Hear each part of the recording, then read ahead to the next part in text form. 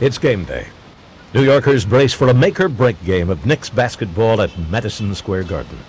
Moscone, pick up your phone! Some news, like the mayor's scheduled press conference, can be planned for, and reporters are assigned. Other news cannot. 1025-921, 1025-5921. New York is a city of sparks, and that means things are likely to explode at any time. Marilyn Matlick is the Post's assignment editor. Marilyn Navi-Salona, 85. To your post. Hi, how you doing? So I could do reaction to today's, and then I can do a school that already went through that last year? Okay. 13 of New York's public schools have just been ordered closed by the school's chancellor for poor academic performance. Can you get Montero back, please? And the idea would be to just talk to kids, parents, just find something within that from the student side. I need to find a grammar school where they're not going to phase it and they're just going to shut the school down. Doug Montero used to call himself a street rat, a beat reporter. Because it's 120. Or si no, Jerome. Go ahead, Jerome. Now, as a columnist, his job is to not only report the facts, but give his opinion as well. Yeah, the Elizabeth Barrett, yeah. This is the funky thing about going to schools. You never know how the people are going to react to you, especially school officials. Hi. Is there a way to talk? Or could you let the principal know that I'm here? You're the principal? Oh, beautiful. Oh, Doug Montero. I write a column with the New York Post. Photographer Bolivar Arellano covers the scene. But how do I make arrangements to... Miss, are you a teacher here? Hello? Hello? Right now, we're like those drug dealers that have been standing on the corner for too long and the cops know about us. Well, right now we're hot. So we're going to take a walk around the block. Are you a teacher here? Nope. Maintenance? Nope. Security? Visitor. Oh, yeah? Well, you heard they're shutting down the school? Just trying to figure out what would be the best move. What to do next. Let's try this other school. I'm going for the story. You know, I don't care if it falls on the liberal side, the conservative side, the communist side, the gay side, I don't care. I mean, the story's the story, and that's what I'm looking for. We should get more on the school firings, more people being fired today. The editors meet to lay out the day's paper. They're also releasing the school closings. Montero is just hitting various ones around the city. Dunleavy is writing on Summer of Sam and the whole issue of making this movie. And he's speaking to people that have been involved in this for a long time. The next will be the same as it's been. I'm going to have it at 5 minutes to midnight. It'll be a quick job to get in the second edition. I don't think I can bear it if they lose again. No, because that's it. If they lose again. What time does the game start? 9:18. All So this it'll be night. just, provided it's not an overtime situation, it's going to be right on edition. I should call down there in a minute and see what our page size is. So. The first papers hit the street at 4 a.m. The next game, slated to end after midnight, will have everyone in the press room working overtime. You go to the school? They're going to close it down. I mean. Really? Our school's long. Wait, let me talk to him. Shut up. How long you been here? Maybe 2 years. Really?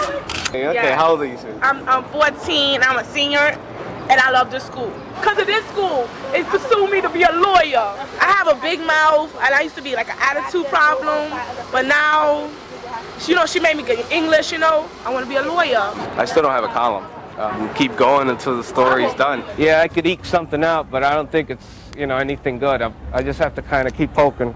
I could hump a story all day and not get anything until 6:30, which is a half an hour before deadline. So that's the way it works. It's a hotbed for cheaters, one-night stands, and sex with hookers. It's 2 p.m. Deadline approaching. So managing editor Stu Marks checks on his writers. How we doing? Doing great. I'm in. How are you doing? Okay. His job, make sure the paper is crisp, clear, fun to read, and concise. The average Post reader spends less than 30 minutes reading the paper. This is great. And we have 0 for now. There's 0. Well, I kind of like that, but it needs to get squished a little bit, I think. Oh, I like it. It's different. Doug Montero has finally found his column. Are you upset because of the reason that they're using, or because they didn't provide the resources to make the school better, or why are you upset? They don't care about the small children. They don't care about our feelings, they don't care about our kids' feelings. Then you gotta understand that the District 7 is one of the poorest one. The same thing they could do in another school, they could put more money in the school. Apparently the state was going to shut down these schools anyway, and the city administration, including the Chancellor Rudy Crew, knew that the state was going to move in and do it. However, for whatever reason, it's always better if the problem is taken care of locally as opposed to having the state do it. Kind of like, you know, the mob kind of, you know, rubbing somebody out before the police department could come and arrest them. You know, let's handle it ourselves. Did they put this in? No, not yet, because I just come in. Bolivar returns to the Post to develop, pick, and caption his photos. Which school is this? That is 140. The negatives are scanned into the computer. Ooh, he is very cyan. Look at him.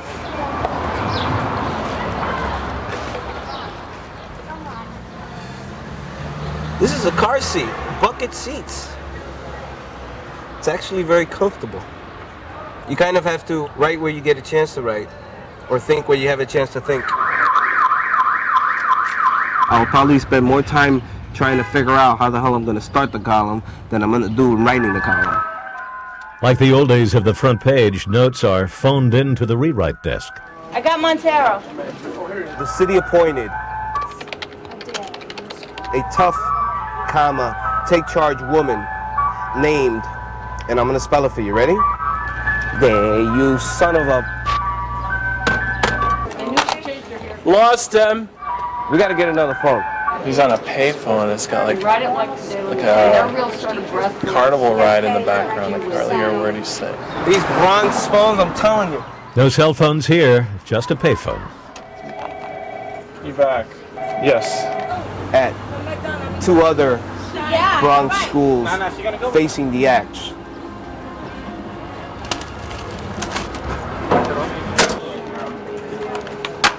He's gone again. Okay. 85? Right. Hey, boss, I got one of these wacky phones in the Bronx where I could dial 1-800, but I can only talk for 4 minutes. Fandiwi. T-H-A-N-D-I-W-E. Okay.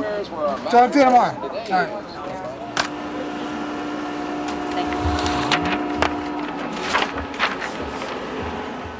Tonight, it's do or die for the Knicks. The Post will have 6 reporters at Madison Square Garden. For sports reporter Kevin Kernan, it's been a grueling season. Kernan has covered every game. Good luck. It's not just about basketball and scoring points and who's a good guy, who's a bad guy. There's a lot of good human interest stories as well, and that's what reporting is. Right before the final game of the season, Kernan talks to one of the Knicks' star players. How you doing, Marcus? Great, Kev. What's going on, babe? What do you think? We got this. You got it? I'm ready. I know you are. No coffee. Where's the Dunkin' Donuts? Oh, okay. In the newsroom set up in the basement of Madison Square Garden, Kernan and fellow reporters begin to file their stories. Got to do 2 stories before the game, 2 during the game, and 2 after the game. So it's like writing 6 term papers in about 2 hours. Got a good quote from Marcus talking about the team being in the finals next year. So that's a good build-around quote. What's happening, brother? Post Brothers, what's going on, man? It's been a grueling year. Today's the 65th straight day that I've worked. Can't wait for summer vacation. It's the final game of the season at Madison Square Garden. The Knicks are facing San Antonio. It's a sold-out crowd and tension is high. Game 5 is coming up. The NBA Finals continue. Warts, he's going to get fouled. They were trying to foul him. If he puts it up, it's a 4-point play. Back at the paper, the press room staff knows that if the Knicks pull out a win, they'll have to stop the presses. While early editions won't have the final score, the bulk of tomorrow's papers are being held up, waiting for a Knicks victory to demand a new front page. We only got about 30,000 to go. What's the score? The Knicks are down by 1.